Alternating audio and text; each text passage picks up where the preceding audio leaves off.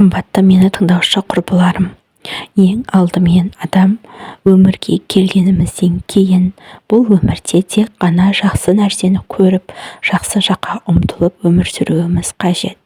Ең бірінші біз кімге мұқтаж екенімізді нақты біліп алғанымыз абзал. Біз ең бірінші мұқтаждығымыз тек қана Аллаға ғана мұқтажбыз. Біз Алладан ғана жәрдем тілейміз. Алла бізді бар 12 мүшемізді, біздің барлық дене мүшеміздің толық қалыптасуының барлығын қалаған ең бірінші әуелі Аллах тағала дәл осылайша етіп жаратқанымызды ұмытпайық. Біз көбіне адамдармен сөйлескен кезде былай айтатынымыз болады: мен дәл осындай жағдайда өте қатты қиналдым деп Алладан емес адамнан сұрап жататындар бар. Ең алдымен біз Алланы ғана бірінші орынға қоюымыз қажет. Аллах тағала бізді қаншама миллиардтаған адамдардың ішінен бізді дәл осылайша етіп, дәл тұлға қылып жаратты. Аллах тағала бізді жақсы көреді, және де біздің барлық дұға тілегіміздің барлығын қабылдаушы тек қана Аллах тағала.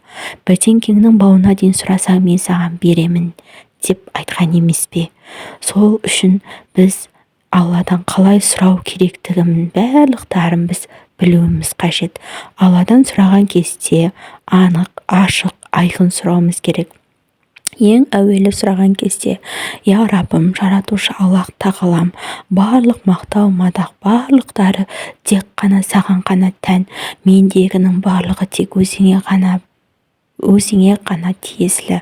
Мендегі барлық болып жатқан әрбір күнім, әрбір түнімнің барлық берекеті тек өзіңде.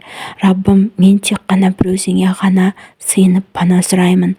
12 мүшемнің де барлық әрбір күнімнің де Раббым саған ғана ғой тиесілі. Сен ғана ғой мені дәл осылайша етіп жаратып, әр күніме береке сый беруші, әр таңымды адырушы да бір өзіңсің ғой Раббым. Барлық мақтау да, мадақ та өзіңе ғана тән. Сен өте жомартсың, байсың, көркемсің, асылсың. Сенің барлық адамдардан да сен ешкімге ұқсамайды, теңдессіз жаратылған жаратушы күштің барлық иесі тек өзіңе ғана тән ғой.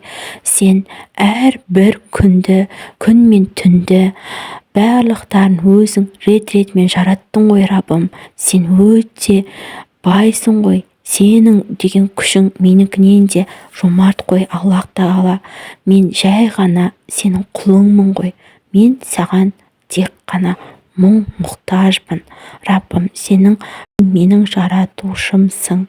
Раббым, менің бар мұқтаждығымның барлығын тек сен өзің білушісің. Раббым, мені адамдарға емес, тек өзіңе ғана байлашы.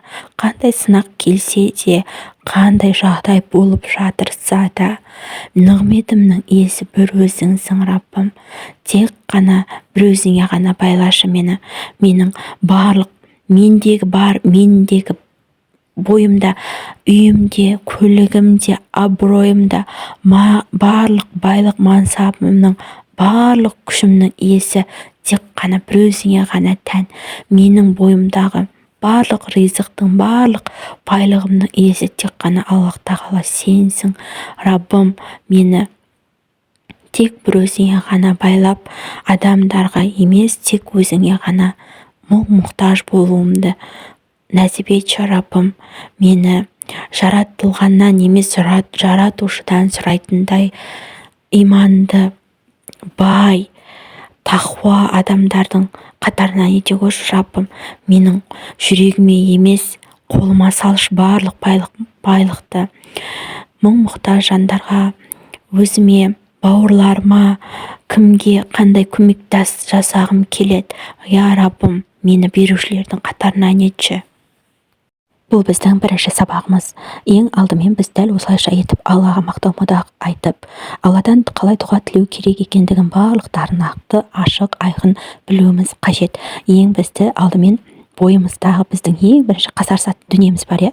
Қасарысатын дүниеміздің бізді не басады? Бізді ең бірінші адамды реніш басады. Ең алдымен бойымыздағы реніштерімізден құтылып аламыз. Құтылып алғанымыздан кейін Аллаға біртіндеп жақындай береміз. Біздің жүрегіміз ашыла береді. Жүрегіміз ашылған сайын, бізде иманымыз күшейе берген сайын біз Алланы жақсы көреміз. Мұхаммед пайғамбар саллаллаху алейхи уассаламға салауат айта бастаймыз. Сол үшін бойымыздағы реніштеріміздің барлығын өшіреміз. Өшіргеннен кейін барып біз осылайша етіп дұғаның мықты күшке екенін сезінетін боламыз. Сол үшін әрі қарай мен келесі сабағымда сіздерге толық айтатын боламын.